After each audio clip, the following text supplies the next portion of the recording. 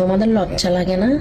এই খাম্পাতারের হাতে তোমরা দেশ তুলে দিতে চাচ্ছ, যে তার মরা দেহ নিয়ে ব্যবসা শুরু করে দিয়েছে।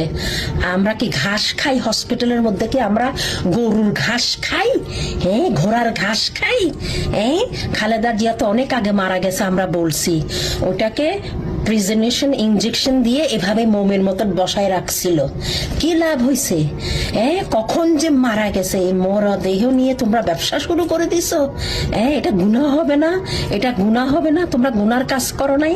একটা মরা দেহকে ইনজেকশন দিয়ে টাটকা রাখার জন্য মোমের মতন করে রাখছো, মানুষকে ধোকা দিতেছিলা। এটা তো অনেক আগে সে মারা গেছে।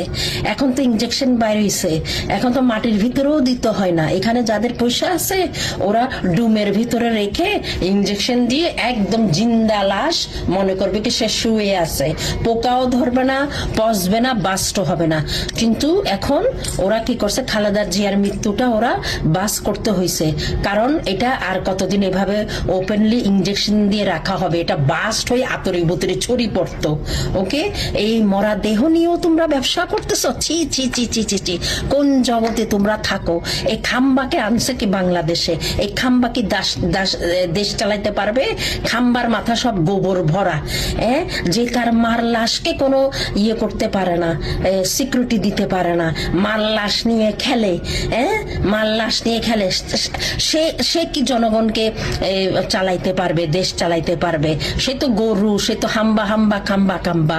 দূর দূর দূর, লন্ডনে যা, তোর হাতে লন্ডন ঝাড়ু দেওয়ার সময় আসছে। তুই কি বাংলাদেশে এখানে করিস? তোর বুকন ডাক্তার যে কোথা থেকে পাশ করছে? লন্ডনের ডাক্তার।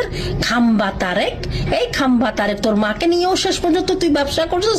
এটা তো আমরা অনেক আগে বলে দিছি, তোর মা মারা গেছে, তোর মা মারা গেছে, তোর মাকে ইনজেকশন দিয়ে তোরা মোম বানায় রাখছিস, এইভাবে স্ট্যাচু বানায় রাখছিস। আমরা কি হসপিটালে ঘাস খাই? আমরা কি ঘোড়ার নুন টুটুসি? খাম্বা কারেক, ওই খাম্বা তারেক তোর মতন মূর্খ নাকি আমরা?